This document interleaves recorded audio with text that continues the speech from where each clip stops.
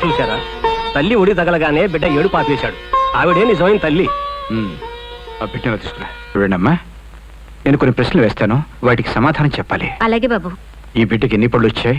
లెక్క పెట్టలేదండి. 3 అండి. ఈ బిడ్డ వంటి మీద పుట్టుమచ్చలు ఎన్ని ఉన్నాయి? గమనించలేదండి. 3 అండి.